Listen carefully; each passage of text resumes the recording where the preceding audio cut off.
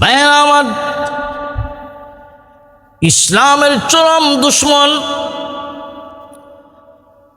আবু জাহেল, নবীর চাচা এবং নবীর আপন আরেকজন চাচা আবু লাহাব,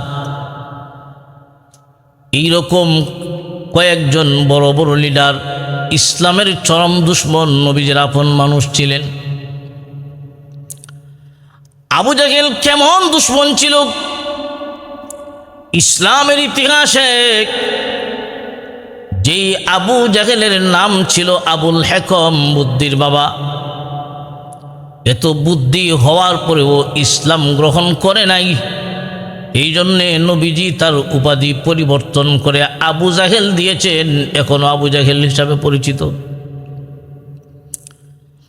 আবু জাহেল জানতো আল্লাহর পয়গম্বর যে সত্য নবী, ইসলাম যে সত্য, এই কথাটা আবু জাহেল জানতো, জানার পরেও মানত না। কিভাবে লক্ষ্য করে দেখুন, একদিন আবু জাহেলের এক বন্ধু আবু জাহেলকে জিজ্ঞাসা করে, হে বন্ধু, তোমাকে আমি একটা কথা জিজ্ঞাসা করব, আমি জানি তোমার কাছ থেকে সত্য জবাব পাবো। আমি জানতে চাই তোমার বাতিজা মুহাম্মদের ব্যাপারে উনি সত্য নবী না মিথ্যা নবী? ওই বন্ধু যখন প্রশ্ন করলো, আবু জাহেল, এখন তো এখানে তুমি আর আমি ছাড়া কেউ নাই, যা বলবা একমাত্র তুমি জানো আর আমি জানি। আবু জাহেল তখন কয়, হে বন্ধু, শুনে রাখ, আমার বাতিজা মুহাম্মদ সত্য নবী, এর মাঝে কোনো সন্দেহ নাই। সত্য নবী, তাহলে মানো না কেন? আবু জাহেল কয়, সত্য নবী এটা জানি, তবে মানি না এই কারণে যে আমি যদি মুহাম্মদকে নবী মানি, তাহলে আমার সর্দারি আর থাকবে না, আমার মাতব্বরি আর থাকবে না, মুহাম্মদের হাতে চলে যাবে। তখন আবু জাহেল জানতো মুহাম্মদুর রাসূলুল্লাহ সাল্লাল্লাহু আলাইহি ওয়াসাল্লাম সত্য, কিন্তু মানত না। একটা জিনিস কেউ যদি জানে, জানার পরেও মানে না, এটা বড় অপরাধ। আরেকজন মানুষ জানে না, না জানার কারণে সে মানে না। জানিয়া মানা, না মানা, আর না জেনে না মানা, দুইটার মাঝে বেশ কম আছে। আবু জাহেল জানতো ইসলাম সত্য, কোরআন সত্য, মুহাম্মদ সত্য, কিন্তু মানত না, দুশ্মনী করত, মুহাম্মদুর রাসূলুল্লাহর দুশ্মনী করত। আল্লাহু আকবার। সাহাবায়ে কেরাম রিদওয়ানুল্লাহি তাআলা আলাইহিম আজমাইন ইসলামের প্রাথমিক যুগে যারা ঈমান গ্রহণ করতেন, সাহাবায়ে কেরাম তাদের ঈমান গোপন রাখতেন, প্রকাশ করতেন না। কেন? মক্কার পরিস্থিতি এমন ছিল, 13 বৎসরের ইতিহাস, মুসলমানরা বেঈমান কাফেরের হাতে নির্যাতিত, এমনকি মুহাম্মদুর রাসূলুল্লাহ সাল্লাল্লাহু আলাইহি ওয়াসাল্লাম পর্যন্ত নির্যাতিত। ওই মক্কাতে আল্লাহ রসুল সাল্লাল্লাহু আলাইহি ওয়াসাল্লামের দুশ্মন আবু জাহেল একদিন আল্লাহর নবী খানায় কাবার সামনে দাঁড়ায় নামাজ পড়তেছিলেন। আবু জাহেল তার বন্ধুদেরকে নিয়ে এক জায়গায় বসা। আবু জাহেল তখন কয়, কে আসো? মুহাম্মদের মাথার উপর উটের নাড়িবুড়ি রেখে দিবা? আবু জাহেলের কথা শুই না একটা কাফের দাঁড়াইল, উকবা ইবনে আবি মুআইত। উকবা ইবনে আবি মুআইত উটের নাড়িবুড়ি আইনা মুহাম্মদুর রাসূলুল্লাহ সাল্লাল্লাহু আলাইহি ওয়াসাল্লামের যখন সেজদায় গেলেন, ওনার মাথার উপর রেখে দিলেন। নবীর সাহাবী আব্দুল্লাহ ইবনে মাসউদ রাদিয়াল্লাহু তাআলা আনহু, উনি বলেন, আমি তখন পাহাড়ের চূড়ায় থেকে দেখতেছি মক্কার মুশরিকেরা উকবা ইবনে আবি মুআইত নবীজির গাড়ের উপর যখন উটের নাড়িবুড়ি চাপায়া দেয়, নবীজি সেজদা থেকে মাথা উঠাতে পারেন না। আর ওইদিকে আবু জাহেল এবং আরো বড় বড় লিডাররা এরা অট্টহাসি দেয়, হাসাহাসি করে। মুহাম্মদ সেজদা থেকে উঠতে পারে না। আর আবু জাহেল তার বন্ধুদেরকে নিয়ে, তার দলবলকে নিয়ে হাসাহাসি করে একজন আরেকজনের উপরে পড়ে যায়। আব্দুল্লাহ ইবনে মাসউদ বলেন, আমি তখন আসতেও পারি না, আমি পাহাড়ের চূড়ায়, আমি যদি যাই এখন আমাকে মারবে। আব্দুল্লাহ ইবনে মাসউদ রাদিয়াল্লাহু তাআলা আনহু নবীর কলিজার টুকরা ফাতেমা রাদিয়াল্লাহু তাআলা আনহাকে সংবাদ পৌঁছায় দিলেন। ফাতেমা দৌড় দিয়ে এসে আল্লাহর নবীর গাড়ির উপর থেকে উঠেন, নারী বুড়ি শয়া দিলেন। তখন নবীজি সেজদা থেকে মাথা উঠালেন, উঠেন নারী বুড়ি সরায় দিলেন। দেওয়ার পরে আল্লাহর নবী ওই দিন আল্লাহর নবী দুইটা হাত উপরের দিকে উঠাইয়া নবীজি দোয়া করলেন, বদদোয়া করলেন। নবীজি নাম ধরে ধরে বদদোয়া করলেন, 10টা কাফিরের নামে নাম ধরে ধরে বদদোয়া করলেন। এর মাঝে একজন হলেন আবু জাহেল। আল্লাহ তুমি আবু জাহেলকে ধ্বংস করো, উকবা ইবনে আবি মুআইদকে ধ্বংস করো। এইভাবে নবীজি যাদের নাম ধরে ধরে বদ্ধ করেছেন, আব্দুল্লাহ ইবনে মাসউদ রাদিয়াল্লাহু তাআলা আনহু বলেন, খোদার কসম করে বলি, আল্লাহর নবী যাদের নাম ধরে ধরে বদ্ধ করেছেন, বদরের যুদ্ধে সবাইকে নিহত অবস্থায় পড়ে থাকতে দেখেছি। সুবহানাল্লাহ। নবীজি দোয়া করছেন, আল্লাহ ডাইরেক্ট কবুল করেছে। নবীজি বদ্ধ করেছেন, আল্লাহুম্মা আলাইকা বিকুরাইশ, আল্লাহুম্মা আলাইকা বিআবি জাহলিন ওয়া আলাইকা বিউতবা ইবনে রাবিআ ওয়া আলাইকা শাইবা। এইভাবে নবীজি বদ্ধ করেছেন। আব্দুল্লাহ ইবনে মাসউদ বলেন, খোদার কসম, যাদের নাম ধরে ধরে বদ্ধ করেছেন সবাইকে বদরের যুদ্ধে নিহত অবস্থায় পড়ে থাকতে দেখেছি। ইসলামের চরম দুশ্মন নবীর চাচা আবু জাহেল, সে জানতো মুহাম্মদুর রাসূলুল্লাহ সত্য, কিন্তু মানত না। আবার যারা মানত তাদেরকে আবার নির্যাতনও করত। এমনকি আবু জাহেলের 2 ভাই ছিল, একজন আপন মায়ের পেটের ভাই, আরেকজন সৎ ভাই। একজন হলেন আইয়াস রাদিয়াল্লাহু তাআলা আনহু, আরেকজন হলেন সালামা রাদিয়াল্লাহু তাআলা আনহু। এই দুজনও মুসলমান হয়েছেন, কিন্তু আবু জাহেল জানে না তার এই 2 ভাই হযরত আইয়াস রাদিয়াল্লাহু তাআলা আনহু এবং সালামা, এই 2 জন যে মুসলমান হয়েছে আবু জাহেল নিজেও জানত না। আবু জাহেলের একজন বন্ধু ছিল, সে ছিল উতবা। এই উতবাও আবার ইসলামের দুশ্মন। উতবার একজন ছেলে আবু হুজাফা, সে মুসলমান হইল। এই সংবাদটা আবু জাহেলের কাছে যখন আসলো, তখন আবু জাহেল তার বন্ধু উতবাকে ডাক দেয়, উতবা, শুনলাম তোমার সন্তান, তোমার ছেলে আবু হুজাফা নাকি মুসলমান হয়ে গেছে। উতবার সন্তান আবু হুজাফা মুসলমান হওয়ায় আবু জাহেল খুব ক্ষুব্ধ হলো, রাগান্বিত হলো। শাসায় দিল উতবাকে, তোমার সন্তানকে আমার হাতে তুলে দাও, আমরা তাকে ইসলাম থেকে ফিরে আনবো, আর না হয় শায়েস্তা করব। একজন বাবা তার সন্তানকে হাতে তুলে দিবে মারার জন্যে? উতবাও কঠোর হলো যে সম্ভব না। ও আবু জাহেল, তুমি আমার সন্তানকে শাসাইবা, আমার সন্তানকে তোমার হাতে তুলে দিব? আগে তোমার ঘরের খবর নাও, তোমার ভাই সালামা এবং আইয়াস মুসলমান হয়ে গেছে। তখন আবু জাহেলের মাথায় যেন আসমান ভেঙে পড়ল। আগে তো জানতো না। যখন উতবা এই সংবাদ দিল, তখন আবু জাহেল গিয়ে জিজ্ঞাসা করল, বাড়িতে গেল।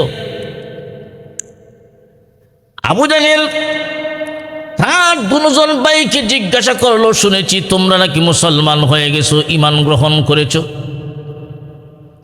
আবু জাহেলের দুই ভাই আইয়াস এবং সালামা রাদিয়াল্লাহু তাআলা আনহুমা, এই দুজন তখন স্পষ্টভাবে ঘোষণা দিলেন, হে আমরা ঈমান গ্রহণ করেছি। কারণ ঈমান এমন একটা জিনিস গোপন রাখা যায় না।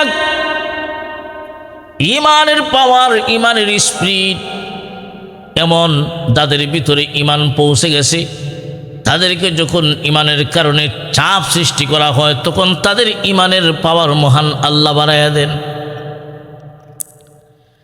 আবু জাহেলের দুই ভাই স্পষ্ট ঘোষণা দিয়া দিল, হ্যাঁ আমরা মুসলমান হয়েছি।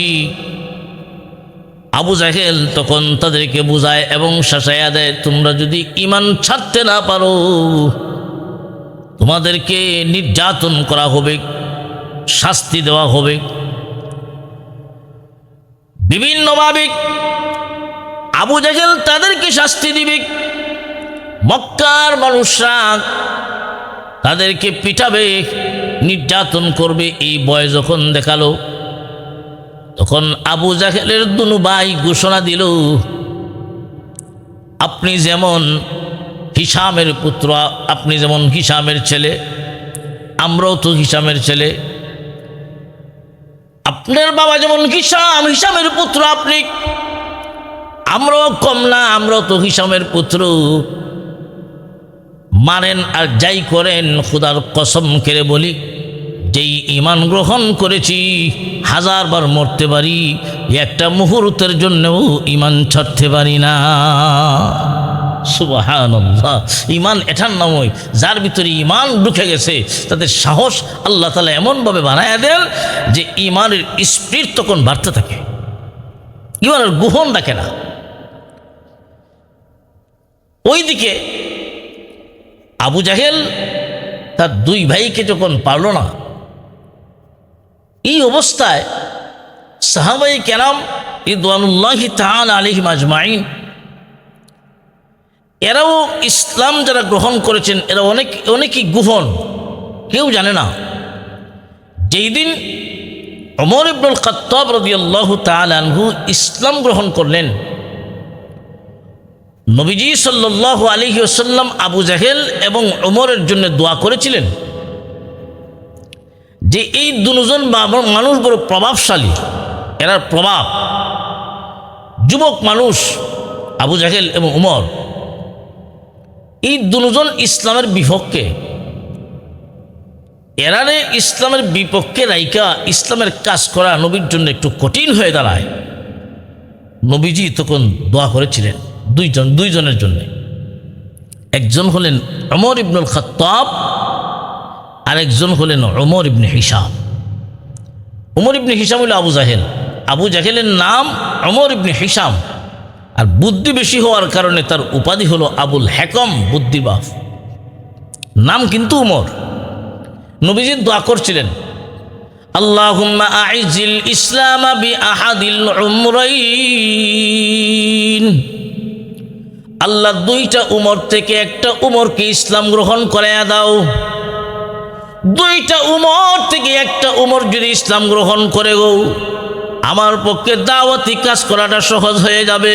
আল্লাহ দুইটা উমর থেকে একটা উমর চাই, ওমর ইবনুল খাত্তাব আর ওমর ইবনে হিশাম, এই দুইজনের কোনো একজন যদি ইসলাম গ্রহণ করে আমার পক্ষে ইসলামের কাজ করাটা বড় সহজ হয়ে যাবে। বিশ্ব নবী দোয়া করেছেন আর মহান আল্লাহ দোয়া কবুল করেছেন ওমর ইবনুল খাত্তাবের বেলায়। নবীজি দোয়া করেছেন দুইটা উমর থেকে একটা উমর চাই, আল্লাহ দোয়া কবুল করছেন ওমর ইবনুল খাত্তাবের বেলায়। ওমর ইবনুল খাত্তাব রাদিয়াল্লাহু তাআলা আনহু গিয়েছিলেন রসুলের মাথা আনার জন্যে, কল্যাণ আনবেন, রসুলকে দুনিয়ার থেকে উৎখাত করে দিবেন, রসুলকে শেষ করে দিবেন। কিন্তু গেলেন রসুলের মাথা আনার জন্যে, যাওয়ার হতে সংবাদ শুনলেন ওনার বোন এবং বোনের জামাই মুসলমান হয়ে গেল। এই সংবাদ শুনে গেলেন বাড়িতে, বোনকে পিটাতে লাগলেন, ওনার স্বামীকে পিটাতে লাগলেন। শেষ পর্যন্ত ওনার বোন যখন দায়িত্বহীন ভাষায় ঘোষণা দিল, আপনি যেমন খাত্তাবের ছেলে উমর, আমিও খাত্তাবের মেয়ে ফাতেমা। সুবহানাল্লাহ। মারতে পারেন, যে ঈমান গ্রহণ করেছি একটা মুহূর্তের জন্য ঈমান ছাড়তে পারি না। এই খবর শুনা, এই কথা শোনার পরে উমরের ভিতরে একটু ভাব আসলো। তার বোনের কথা শোনার পরে উমর তখন কয়, তোমরা যা তিলাওয়াত করেছিলে তোমাদের কালাম একটু শোনাও। তখন বোন কয়, তুমি তো নাফাক, কুফুরের নাফাক তোমার সাথে লাগানো, তুমি গোসল করে আসো, পবিত্র হয়ে আসো। উমর গোসল করে আসলেন, ওনার বোন সূরা তোহা শোনাইলেন। উমর ইবনুল খাত্তাব উনি মাথা নিচের দিকে দিয়া শুনতে লাগলেন, আর চোখ থেকে টপ টপ করে পানি ছাড়তে লাগলেন। তেলাওয়াত শেষ হলো, ওমর ডাক দিয়া বলেন, বোন আমিও যাব মুহাম্মদের দরবারে ইসলাম গ্রহণ করার জন্যে। সুবহানাল্লাহ। গিয়েছিলেন রসুলের মাথা আনবেন, আর রসুলের কাছে মাথা দিয়াইছেন। উমর রাদিয়াল্লাহু তাআলা আনহু ইসলাম গ্রহণ করবেন, রসুলের কাছে যাইতেছেন তলোয়ার হাতে নিয়া। রসুলের চাচা হযরত হামজা রাদিয়াল্লাহু তাআলা আনহু তখন সংবাদ দিলেন, ইয়া রাসূলুল্লাহ, উমর আসতেছে তলোয়ার হাতে নিয়া। আল্লাহ রসুল বলেন, ও সাহাবীরা আসতে দাও, উমর যদি ভালোর জন্য আইসা থাকে তার জন্যই কল্যাণ, তার জন্যই ভালো। আর উদ্দেশ্য যদি খারাপ হয় তার তলোয়ার দ্বারা তার দেহ থেকে মাথা বিচ্ছিন্ন করা হবে। সাহাবায়ে কেরাম অপেক্ষা করতেছেন, উমর আসতেছেন। রসুলের কাছে গেলেন, রসুল সাল্লাল্লাহু আলাইহি ওয়াসাল্লামের কাছে গিয়া উমর রাদিয়াল্লাহু তাআলা আনহু বসলেন আর ঘোষণা দিলেন, ইয়া রাসূলুল্লাহ, আমাকে পড়ায় দিন লা ইলাহা ইল্লাল্লাহু মুহাম্মাদুর রাসূলুল্লাহ সাল্লাল্লাহু আলাইহি ওয়াসাল্লাম। উমর যখন মুসলমান হইলেন তখন ওই ঘরে যেখানে রসুল এবং সাহাবীরা ছিলেন এমন এক নারে তাকবীর আল্লাহু আকবরের আওয়াজ দেওয়া হলো, আওয়াজ উঠলো, এই আওয়াজ কাবাগর পর্যন্ত পৌঁছে গেছে। ইসলাম গ্রহণ করার পরে উমর রাদিয়াল্লাহু তাআলা আনহু তখন রসুলকে জিজ্ঞাসা করেন, ইয়া রাসূলুল্লাহ, আপনি নবী কি সত্য নন? ইসলাম কি সত্য নয়? কোরআন কি সত্য নয়? নবীজি এক একটা জবাব দিলেন, হ্যাঁ সত্য। উমর তখন জবাব দেয়, ইসলাম যদি সত্য হয়, কোরআন যদি সত্য হয়, আপনি নবী যদি সত্য হন, তাহলে গোপনে গোপনে কেন নামাজ পড়ব? গোপনে গোপনে কেন ইসলামের তালিম দিব? গোপনে গোপনে কেন ইসলাম ভিতরে রাখবো? আজ থেকে আর গোপনে নয়, চলুন প্রকাশ্যে কাবাগরের সামনে দাঁড়াইয়া নামাজ আদায় করব। মুসলমানগণ দুইটা কাতার বন্দী হলেন, এক লাইনের সামনে কাতারের সামনে হযরত উমর, আরেক কাতারের সামনে হযরত হামজা রাদিয়াল্লাহু তাআলা আনহু। তলোয়ারটা হাতে নিয়া উমর যাইতেছেন আর ঘোষণা দিতেছেন, হ্যাঁ মক্কার কাফিররা, হ্যাঁ মক্কার মুশরিকেরা, আজ থেকে ঘোষণা দিলাম আমি খাত্তাবের ছেলে উমর কালেমা পড়ে মুসলমান হয়ে গেছি, আমি ঈমান গ্রহণ করেছি। তোমরা যদি কেউ চাও আমার মোকাবেলা করতে, কেউ যদি চাও তার স্ত্রীকে বিধবা বানাইতে, তোমাদের সন্তানদেরকে যদি ইয়াতিম বানাতে চাও, আসো আমি উমরের মোকাবেলায় আসো, আমি তোমাদের সাথে মোকাবেলা করব। উমর রাদিয়াল্লাহু তাআলা আনহু এইভাবে ঘোষণা দিতেছেন আর যাইতেছেন, মুসলমানদেরকে নিয়ে খানায় কাবার সামনে দাঁড়াইয়া নামাজ পড়তেছিলেন। ওই দিনেই হলো মুসলমানগণ প্রকাশ্যে আল্লাহর ঘর খানায় কাবার সামনে দাঁড়ায় নামাজ পড়ে। কে মুসলমান আর কে কাফের ওই দিনই চেনা যায়, পার্থক্য হয়ে গেল। তাই নবীজি উমরকে একটা উপাধি দিয়েছিলেন ওই দিন, ফারুক। ফারুক অর্থ হলো পার্থক্যকারী, পৃথককারী। ইসলাম আর কুফুরের মাঝে কিনি কে মুসলমান আর কে কাফের এটা চেনা যায়, পার্থক্য হয়ে গেল ওই দিন উমরের মাধ্যমে। তাই নবীজি উমরকে উপাধি দিয়েছিলেন ফারুক। তো ভাইয়েরা আমার, যেই কথাটা বলতেছিলাম, নবীজি আবু জাহেলের জন্য দোয়া করেছিলেন, উমরের জন্য দোয়া করেছিলেন, যে দুইজন থেকে কোনো একজন যদি ইসলাম গ্রহণ করে ফেলে তাহলে আমার পক্ষে ইসলামের কাজ করাটা সহজ হয়ে যাবে। আল্লাহ পাক রব্বুল আলামিন এই হেদায়ত নবীজির দোয়া আবু জাহেলের পক্ষে রাখে নাই, নবীজির এই দোয়াটা উমর ইবনুল খাত্তাবের বেলায় আল্লাহ কবুল করছে। সুবহানাল্লাহ। তো ভাই আমার, আবু জাহেল ইসলামের চিরন্তন দুশ্মন, চিরন্তন দুশ্মন। যে আবু জাহেল জানতো ইসলাম সত্য, কোরআন সত্য, মুহাম্মদ সত্য। কেন? আবু জাহেল জানতো যে নবীজি যখন কোরআন তেলাওয়াত করতেন ইসলামের প্রাথমিক যুগে, আবু জাহেল নিজেও কোরআন তেলাওয়াত শোনার জন্য যাইত। সুবহানাল্লাহ, নিজেও কোরআন তেলাওয়াত শোনার জন্য যাইত। আবু জাহেল এত বড় দুশ্মন ছিল, নবীর চাচা হওয়ার পরেও নবীজির সাথে দুশ্মনী করলো একটা মাত্র কারণ, ওই কারণটাই হলো আবু জাহেলের নেতৃত্ব চলে যাবে, সর্দারি চলে যাবে যদি মুহাম্মদকে মানে। মুহাম্মদের হাতে যদি কালেমা পাঠ করে, মুহাম্মদের ধর্ম যদি গ্রহণ করে, আবু জাহেলের নেতৃত্ব থাকবে না। শুধু নেতৃত্ব আর সর্দারি টিকানোর জন্যই মুহাম্মদকে মানা হয় নাই। এই আবু জাহেল মুসলমানদেরকে এমনভাবে নির্যাতন করল, নবীর সাহাবী হযরত আব্দুল্লাহ ইবনে মাসউদ রাদিয়াল্লাহু তাআলা আনহু, যিনি ছিলেন সবচেয়ে বড় হাদিস বিশারদ, যাকে মুহাদ্দিস বলা হয়, মুফাক্কিহ বলা হয়, আব্দুল্লাহ ইবনে মাসউদ রাদিয়াল্লাহু তাআলা আনহু। আব্দুল্লাহ ইবনে মাসউদ রাদিয়াল্লাহু তাআলা আনহু, যার কণ্ঠ বড় সুন্দর, তেলাওয়াত করতেন আল্লাহর কোরআন। নবীজি আব্দুল্লাহ ইবনে মাসউদের কণ্ঠে তেলাওয়াত শুনতেন। আব্দুল্লাহ ইবনে মাসউদ রাদিয়াল্লাহু তাআলা আনহুর তেলাওয়াত শুনে আল্লাহর নবী বলতেন, হে আব্দুল্লাহ ইবনে মাসউদ, তোমার তেলাওয়াত শুনলে, কণ্ঠ শুনলেই আমার দাউদ নবীর কথা স্মরণ হয়ে যায়। কারণ দাউদ আলাইহিস সালাতু ওয়াস সালামকে আল্লাহ পাক বড় কণ্ঠস্বর দিয়েছিলেন। দাউদ আলাইহিস সালাতু ওয়াস সালাম যখন জবুর কিতাব তিলাওয়াত করতেন, সমুদ্রের কিনারায় যখন জাবুর কিতাব তিলাওয়াত করতেন, সমুদ্রের মাছ পর্যন্ত দাউদ নবীর তিলাওয়াত শোনার জন্য হাজির হয়ে যেত। সুবহানাল্লাহ। দাউদ আলাইহিস সালাতু ওয়াস সালামের কণ্ঠ বড় সুন্দর। আল্লাহর নবী বলেন, রে আব্দুল্লাহ ইবনে মাসউদ, তোমার তিলাওয়াত শোনার পরে আমার দাউদ নবীর কথা স্মরণ হয়ে যায়। আব্দুল্লাহ ইবনে মাসউদ রাদিয়াল্লাহু তাআলা আনহু একদিন নবীজির কাছে অনুমতি চাইলেন, আল্লাহর নবী গো, আমাকে অনুমতি দিন, আমি খানায় কাবার সামনে দাঁড়ায় সূরাতুর রহমান তিলাওয়াত করব। সূরাতুর রহমান কেমন সুন্দর সূরা! যে সূরাতুর রহমান, আল্লাহ পাক তার নিজের পরিচয় দিয়েছেন। রহমান কে, তার পরিচয়টা আল্লাহ সূরাতুর রহমানে দিয়েছেন। যে সূরাটা আল্লাহ পাক রব্বুল আলামিন জান্নাতে মাহফিলে আল্লাহ নিজে তিলাওয়াত করবেন সূরাতুর রহমান। কোন সুবহানাল্লাহ! এই যে দুনিয়ায় মাহফিল হয়, এই যে একটা সমাবেশ, এইভাবে জান্নাতেও একটা মাহফিল হবে।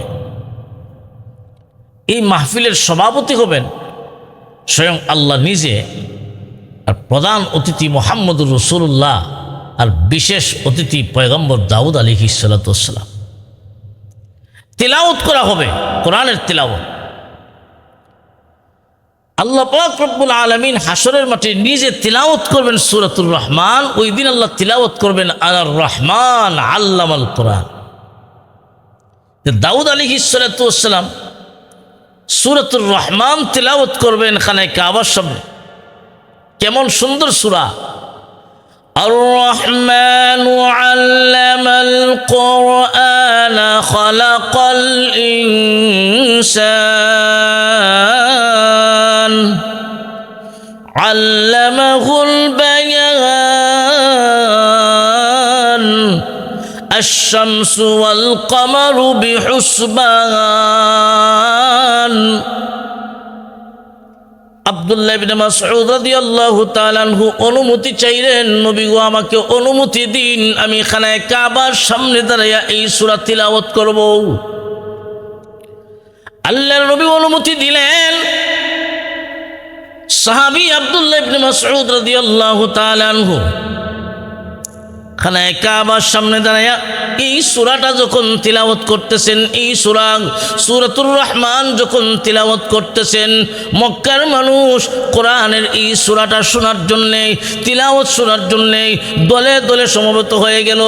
এই আওয়াজ যখন শুনল মক্কার মানুষেরা আব্দুল্লাহ ইবনে মাসউদের কণ্ঠে কোরআনের তিলাওয়াত শোনার জন্যে এইভাবে গোল হয়ে আসে, অনেক মানুষ জমা হয়ে গেছে। এই সংবাদটা আবু জাহেলের কাছে পৌঁছে গেছে। রে আবু জাহেল, তুমি কোথায়? আব্দুল্লাহ ইবনে মাসউদ তো কোরআন তিলাওয়াত করতেছে, খানায়ে কাবার সামনে দাঁড়ায়া কোরআন তিলাওয়াত করে। আবু জাহেল এই সংবাদ শোনার পরে যখন হাজির হলো আব্দুল্লাহ ইবনে মাসউদকে কোরআন তিলাওয়াত বন্ধের জন্য ঘোষণা দিল, তোমার তিলাওয়াত বন্ধ করো, তিলাওয়াত বন্ধ করো। কিন্তু না, আব্দুল্লাহ ইবনে মাসউদ কোরআন তিলাওয়াত বন্ধ করলেন না, তিলাওয়াত চালিয়ে গেলেন। এমনভাবে তিলাওয়াত করতে লাগলেন, সূরাতুর রহমানের তিলাওয়াত শেষ করলেন। তিলাওয়াত করতে করতে আবু জাহেলের বাধা না শুনিয়া তিলাওয়াত শেষ করলেন। এত মজার তিলাওয়াত, কোরআনের তিলাওয়াতের মাঝে একটা আকর্ষণ আছে। যারা তিলাওয়াত শুনতেছিল তাদের কাছে একটা মজা লাগে। আল্লাহ পাক রব্বুল আলামিন এই কোরআনের মাঝে এমন একটা আকর্ষণ, নবীজির কাছে যত মুজিজা আছে, কয়েকটা মুজিজা চিরন্তন এখনো আছে, এর মাঝে একটা হলো কোরআন। কি মুজিজা? যে কোরআনের মুজিজা হলো কোরআনের ভিতরে আল্লাহ পাক রব্বুল আলামিন একটা আকর্ষণ দিয়েছেন। এই আকর্ষণ আগেও যেমন ছিল, কোরআনের এই আকর্ষণ এখনো আছে, কিয়ামত পর্যন্ত থাকবে। কোরআনের একটা সূরা বারবার তিলাওয়াত করা হয়, কিন্তু মানুষের কাছে মজা কমে না, বরং বাড়ে। বিভিন্ন কারি সাহেবের কণ্ঠে এই সূরাখান শোনা হয়, বিভিন্ন মজা লাগে, কিন্তু কারো কাছে বিরক্তি লাগে না। এই পর্যন্ত দুনিয়ার কোনো মানুষ এই কথা কোনো ইমাম সাহেবকে বলে নাই যে হুজুর সূরাতুল ফাতিহা নামাজের মাঝে আজকে এতদিন ধরে শুনে আসছি, সূরাতুল ফাতিহা একটু পরিবর্তন করে। কেউ এমন কথা বলে নাই, বলবেও না। কিন্তু দুনিয়ার বানানো কোনো জিনিস, একটা গান মনে করেন একবার দুইবার তিনবার শুনছেন, এখন আর ভালো লাগবে না, এটা পুরান হয়ে গেছে, পুরান গান। কিন্তু আল্লাহর কোরআনের ভিতরে একটা আকর্ষণ আল্লাহ পাক দিয়েছেন। কেমন আকর্ষণ? কোরআনের তিলাওয়াত শুনিয়া অনেক কাফির, অনেক খ্রিস্টান মুসলমান হইত। এখনো কোরআনের তিলাওয়াত শুনিয়া মানুষ মুসলমান হয়ে যায়, ঠিক না বেঠি? এই আকর্ষণ আল্লাহ প্রদত্ত এখনো আছে। যেই সমস্ত মানুষ আব্দুল্লাহ ইবনে মাসউদের কণ্ঠে তিলাওয়াত শুনতেছিল, ওইদিকে তারাও দেখতেছে যে আবু জাহেল বাধা দেয়। কিন্তু আব্দুল্লাহ ইবনে মাসউদ তিলাওয়াত করতেছেন, তারা তিলাওয়াত শুনতেছে, আবু জাহেল বাধা দেয় কেন? জানে কোরআন সত্য, এরপরও বাধা দেয়। যে এটা তার অভ্যাস, যে মুহাম্মদুর রাসূলুল্লাহ ভালো কাজ জানার পরেও বাধা দেওয়া, এটা আবু জাহেলের কাজ। আপনি আমার সমাজেও দেখবেন কিছু মানুষ এমন আছে, জানে এটা সত্য, যে কোনো মানুষ একটা মসজিদ বানানোর জন্যে অথবা কোনো ঈদগাহ নির্মাণের জন্যে কোনো জায়গায় মনে করেন একটা ঈদগার প্রয়োজন, কোনো মানুষ এমন ভালো একটা কাজের উদ্যোগ নেবে, সমাজের একদল মানুষ দেখবেন তার বিরোধিতা লিপ্ত হয়ে যাবে। ওই মানুষটা জানে যে এখানে ঈদগাহ প্রয়োজন, ওই মানুষটা জানে এখানে মসজিদ প্রয়োজন, ওই মানুষটা জানে এখানে মাদ্রাসা প্রয়োজন, জানার পরেও বিরোধিতা করবে, জানার পরেও আপনার বিরোধিতায় লেগে যাবে, মানুষকে ফুসায় তুলবে। এমন আছে না নাই? এমন মানুষ যারা, ওই আবু জাহেলের এমন চরিত্র, আর তাদের চরিত্রের মাঝে কোনো বেশ কম নাই, ঠিক না বেঠিক? ভাইয়েরা আমার লক্ষ্য করে দেখুন, আব্দুল্লাহ ইবনে মাসউদ রাদিয়াল্লাহু তাআলা আনহু যখন তেলাওয়াত শেষ করলেন, তখন আবু জাহেল আব্দুল্লাহ ইবনে মাসউদের কাছে গিয়া, যেহেতু মক্কার লিডার, কাফিরদের লিডার আবু জাহেল, তার কথা শুনে নাই, আবু জাহেল এই জন্যেই এমনভাবে সজোরে একটা চপের আঘাত করলো আব্দুল্লাহ ইবনে মাসউদের কানে, এমনভাবে চর দিল, তাপ্পর দিল। আবু জাহেলের তাপ্পরে আব্দুল্লাহ ইবনে মাসউদের কানের পর্দা ফেটে যায়, রক্ত বের হয়ে গেছে। আব্দুল্লাহ ইবনে মাসউদ রাদিয়াল্লাহু তাআলা আনহু কান্দেন, রক্ত পড়তেছে। নবী এই সংবাদ শুনে নবীজিও কান্দে। আবু জাহেল শক্তি আছে, জনবল আছে, লিডার মানুষ, উনি থাপ্পড় দিলেন। আব্দুল্লাহ ইবনে মাসউদ রাদিয়াল্লাহু তাআলা আনহু চোখ থেকে পানি ছেড়ে ছেড়ে কান্দে, কোনো প্রতিবাদ নাই। নবীজিও কান্দে। ওই দিন একমাত্র যিনি হাসছিলেন তিনি হলেন আপনি আমার রব মহান আল্লাহ। ওই দিন হাসছিলেন। আব্দুল্লাহ বিন মাসউদ থাপ্পড় খাইছেন, কানের পর্দা ফেটে গেছে। নবীজি কান্দে, আব্দুল্লাহ বিন মাসউদ কান্দে, আর আল্লাহ হাসেন। জিব্রাইল প্রশ্ন করে, আয় আল্লাহ, তোমার কালাম তেলাওয়াত করার অপরাধে আব্দুল্লাহ বিন মাসউদকে এমন নির্যাতন করলো, এমন থাপ্পড় দিল, তার কান ফেটে গেল, পর্দা ফেটে গেল। আব্দুল্লাহ বিন মাসউদ কান্দে, নবী কান্দেন, আপনি হাসেন। আল্লাহ তখন বলেছিলেন, ও জিব্রাইল, আব্দুল্লাহ বিন মাসউদ কান্দে, আমার নবী কান্দে, আর আমি কেন হাসি? এই কথাটার জবাব তুমি পাইবা সামনে বদরের যুদ্ধের দিন পাইবা। আল্লাহু আকবার। ভাইয়েরা আমার, যেই আবু জাহেলের জন্য বিশ্বনবী বদদুয়া করেছেন, আল্লাহুম্মা আলাইকা বিআবি জাহলিন, আল্লাহ তুমি আবু জাহেলকে ধ্বংস করো। আল্লাহ তো ওই দিন এই দোয়া কবুল করেছেন। আব্দুল্লাহ ইবনে মাসউদ বলেন, নবীজি দোয়া করেছেন যাদের নাম ধরে ধরে প্রত্যেককেই বদরের যুদ্ধে নিহত অবস্থায় পড়ে থাকতে আমি দেখেছি। বদরের যুদ্ধে আবু জাহেলকে যেই দুই ভাই মুআজ এবং মুআউযিজ রাদিয়াল্লাহু তাআলা আনহুমা, মুআজ এবং মুআজ, এই দুই ভাই আবু জাহেলকে হত্যা করে ফেলল। আবু জাহেল জমিনে পড়ে আছে, আর আব্দুল্লাহ ইবনে মাসউদ রাদিয়াল্লাহু তাআলা আনহু বদরের যুদ্ধের দিন দেখতেছেন, লাশ দেখতেছেন, কয়টা মারা গেছে। এর মাঝে একটা আবু জাহেল। 70 জন কাফের ওই দিন নিহত হয়েছিল, আর 70 জন কাফির বন্দী হয়েছিল। ওই যুদ্ধটাই হলো ইসলামের প্রথম যুদ্ধ, ঐতিহাসিক বদরের যুদ্ধ। ওই দিন মহান আল্লাহ 313 জন মুজাহিদ, কেউ কোনো অস্ত্র নাই, নিরস্ত্র, আর ওইদিকে অস্ত্রে শস্ত্রে সুসজ্জিত 1000 সৈন্যের মোকাবেলা হবে, 1000 সৈন্য কাফেররা, আর ওইদিকে 313 জন মুজাহিদ বাহিনী। আল্লাহর নবী তখন তাঁবু থেকে ওই দিন দোয়া করেছেন, আল্লাহ তুমি যদি চাও আজকের দিনের পরে এই জমিনে তোমার নাম জপনেওয়ালা বাকি থাকবে। আল্লাহ তুমি যদি চাও গো আজকের দিনের পরে এই জমিনে তোমার নামের প্রচার হবে, তাহলে আমার 313 জন মুজাহিদদেরকে তুমি সাহায্য করো। আল্লাহ পাক রব্বুল আলামিন বিশ্ব নবীকে তখন সান্ত্বনা দিলেন, নবী গো আপনি কান্দেন না, সেজদা থেকে মাথাটা উঠান, আপনি কান্দেন না। আমি আল্লাহ আমি আপনার কান্দা পছন্দ করি না, আপনার চোখের পানি সহ্য করতে পারি না। ওগো নবী আপনি মাথা উঠান, আমি কথা দিলাম এই বদরের যুদ্ধে প্রথমেই আমি আল্লাহ 1000 ফেরেশতা পাঠায়া সাহায্য নাজিল করলাম। আপনি মাথা উঠান, কাঁদতে হবে না। আমি আল্লাহ ওয়াদা দিলাম এই বদরের যুদ্ধে আমি আল্লাহ ফেরেশতার বাহিনী পাঠায় আপনাকে সাহায্য করব। আল্লাহ এই কথাটা নবীজি আল্লাহর কাছে চাইলেন, আর আল্লাহ যে 1000 ফেরেশতা দিলেন, এই কথাটা কোরআনের আয়াত বানায়া নবীজির কাছে নাজিল করে। সুবহানাল্লাহ। ইয তাস্তাগীসুনা রাব্বাকুম ফাস্তাজাবা লাকুম আন্নী মুমিদ্দুকুম বিআলফিন মিনাল মালাইকা। আল্লাহ পাক রব্বুল আলামিন বলেন, আমার হাবিব যখন আমার কাছে চাইলেন, সাহায্য চাইলেন, আমি আল্লাহ আমার হাবিবের ডাকে জবাব দিলাম। ফাস্তাজাবা লাকুম, আমি আমার নবীর ডাকে জবাব দিলাম। শুধু জবাব দিলাম তা নয়, আন্নী মুমিদ্দুকুম, আমি আল্লাহ আপনাকে সাহায্য করলাম, সাহায্য করব।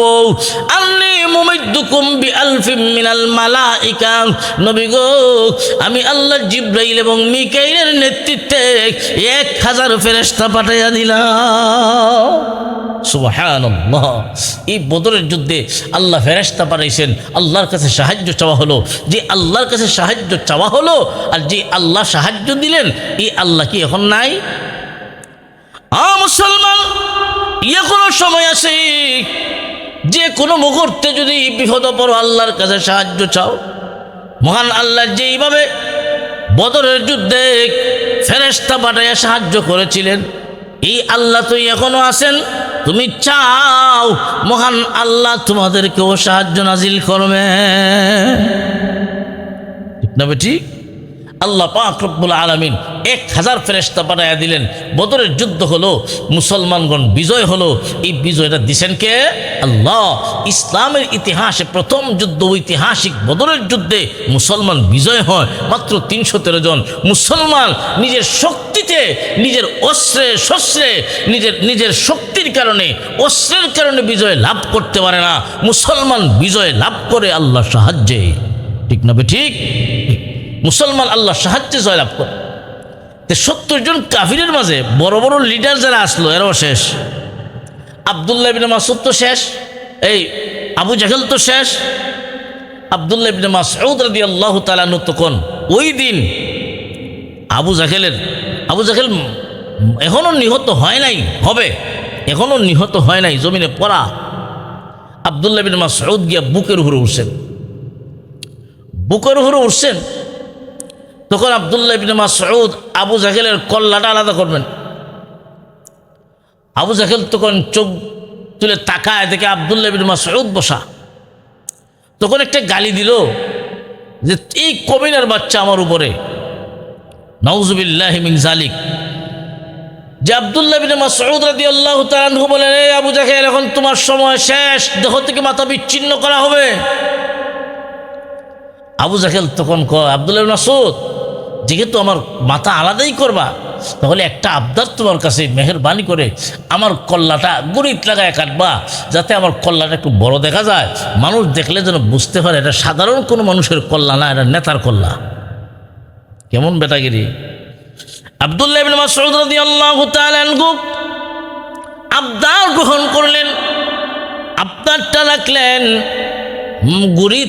গুরিত লাগায়া কল্লাটা আলাদা করলেন। এই কল্লা নিয়ে যাবেন নবীজির কাছে। আব্দুল্লাহ ইবনে মাসউদ রাদিয়াল্লাহু তাআলা আনহু আবু জাহেলের কান ছুরি দিয়া এইভাবে ছিদ্র করে আব্দুল্লাহ ইবনে মাসউদ কল্লাটা এইভাবে লটকায়া, কল্লাটি এইভাবে ঝুলাইয়া নবীজির কাছে নিয়ে হাজির হলেন। নবীজির কাছে যখন নিয়ে যান, জিবরাইল ফেরেশতা ওই দিন সাথে জিবরাইলও যায়। আব্দুল্লাহ ইবনে মাসউদ আবু জাহেলের কল্লাটা এইভাবে লটকায়া নবীজির কাছে নিয়ে হাজির করলেন। জিবরাইল আলাইহিস সালাতু ওয়াস সালাম নবীকে তখন বললেন, ওগো নবীজি, আবু জাহেল যেই দিন আব্দুল্লাহ ইবনে মাসউদকে থাপ্পড় দিয়েছিল, আব্দুল্লাহ ইবনে মাসউদের কানের পর্দা ফেটেছিল, ওই দিন আপনার সাহাবী আব্দুল্লাহ ইবনে মাসউদ কাঁদছিল, আপনিও কাঁদছিলেন, আমরা আকাশের ফেরেশতারাও কাঁদছিলাম। ওই দিন আল্লাহ নিজে হাসছিলেন। আমি জিজ্ঞাসা করেছিলাম, আল্লাহ আপনি হাসলেন কেন? আল্লাহ বলেছিলেন, হাসার কারণটা বদরের যুদ্ধে বোঝা যাবে, বদরের দিন তুমি বুঝতে পারবা। ওগো নবীজি, আমি আজকে প্রমাণ পেয়ে গেলাম, আমি আজকে নিজের স্বচক্ষে দেখেছি আল্লাহ কেন হাসছিলেন। যেই আবু জাহেল থাপ্পড় দিয়া তার আব্দুল্লাহ ইবনে মাসউদের কানের পর্দা ফাটাইছিল, ওই আব্দুল্লাহ ইবনে মাসউদ এখন নিজে আবু জাহেলের কান ছিদ্র করেছে। এই জন্য ভাইয়েরা আমার, ওই আবু জাহেল ইসলামের চিরন্তন দুশ্মন, চরম দুশ্মন। ওই আবু জাহেলের পরিণতি কেমন হলো? সত্য জানার পরেও মানে নাই, সত্য জানার পরেও মানে নাই। উপাধি ছিল আবুল হাকম, বুদ্ধির বাবা, কিন্তু না জানার পরেও না মানার কারণে তার উপাধি হলো আবু জাহেল, মূর্খের বাপ। এই সমাজে একদল মানুষ এখন এমনও আছে, জানে সত্য, আলেম সত্য, মাদ্রাসা মসজিদ, দ্বীনি শিক্ষা প্রতিষ্ঠান, এইগুলা ভালো কাজ। জানার পরেও দেখবেন বাধা হয়ে দাঁড়ায়, আছে না নাই? জানার পরেও বাধা দেওয়া, জানার পরেও বিরোধিতা করা, এটা মুসলমানের কাজ হতে পারে না। এটা হলো আবু জাহেল মার্কা মুসলমানের কাজ, ঠিক না বেঠিক?